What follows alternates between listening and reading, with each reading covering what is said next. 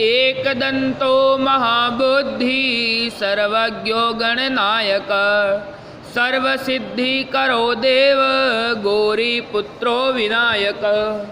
श्री पुरुषोत्तम मास महात्म का 7वां अध्याय।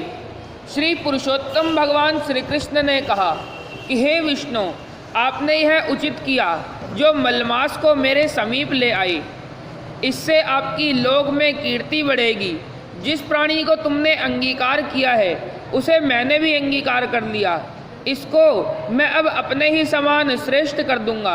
मेरे सभी गुण, कीर्ति, अनुभव, छहों ऐश्वर्य, पराक्रम, भक्तों को वरदान देने की शक्ति आदि जिनके कारण मैं प्रसिद्ध पुरुषोत्तम कहलाता हूँ, उन सभी को मैं इसे भी प्रदान करता हूँ। मेरे पुरुषोत्तम नाम से यह मास भी प्रसिद्ध होगा। मैंने अपने सब गुणों से इसे संपन्न किया। हे मधुसूदन, इसका स्वामी भी मैं स्वयं ही बनता हूँ। इसके नाम के द्वारा ही संपूर्ण जगत पावन हो जाएगा। मेरी समानता पाने के कारण यह मास ही सब मासों का अधिपति कहलाएगा। यह मास जगत का पूज्य एवं वंदनीय हो जाएगा। इसको पूजने वाले सभी प्राणी दुख दारिद्र से मुक्त होकर मेरी भक्ति और अंत में मुक्ति स्वरूप मेरे धाम को ही प्राप्त करेंगे। भगवान श्री कृष्ण ने आगे कहा, अन्य दूसरे मास तो सकाम हैं, किंतु मैंने इसे अपने समान सर्व लोकों का मोक्षदाता और निष्काम बना दिया है। जो व्यक्ति इस अधिक मास में पूजा करेगा वह अपने समस्त कर्मों से मुक्ति प्राप्त करके निसंदेह मुझे प्राप्त करेगा। यह पुरुषोत्तम मास अब बिना किसी परिश्रम और कष्ट के मेरे पद को पा गया है। इसको पूजने वाले सब व्यक्ति भी केवल एक मास के पूजन और व्रत से बिना कष्ट के जरा और मृत्यु से रहित होकर परम पद को प्राप्त करेंगे। चातुर्मासिक यज्ञ करके स्वर्ग की प्राप्ति होती है और वहाँ के भोग भोगने के पश्चात पुनः पृथ्वी पर आना पड़ता है। किंतु विधि एवं श्रद्धा पूर्वक जो इस पुरुषोत्तम मास को पूजेगा वह अपने परिवार सहित मुझे निश्चय ही प्राप्त करेगा।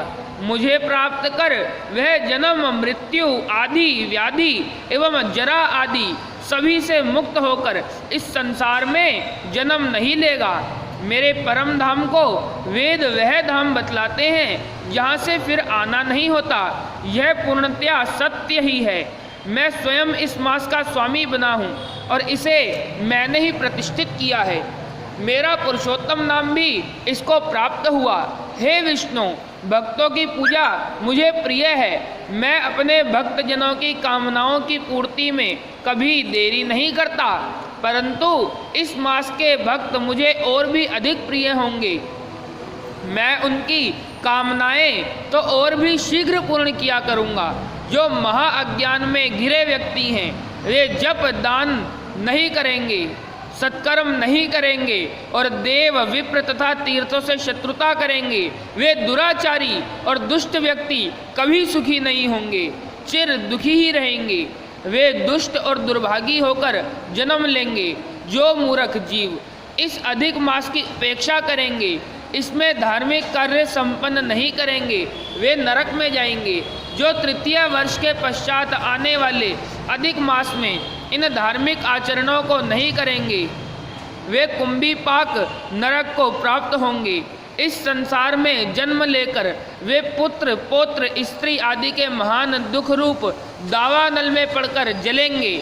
अंत में भगवान श्री कृष्ण ने कहा, जो भी इस पुरुषोत्तम मास में मेरी भक्ति पूर्वक पूजा अर्चना करेगा वह संपत्ति, पुत्र, पौत्र आदि सभी सुख भोगता हुआ अंत में मेरे इस गोलोक धाम को प्राप्त करेगा।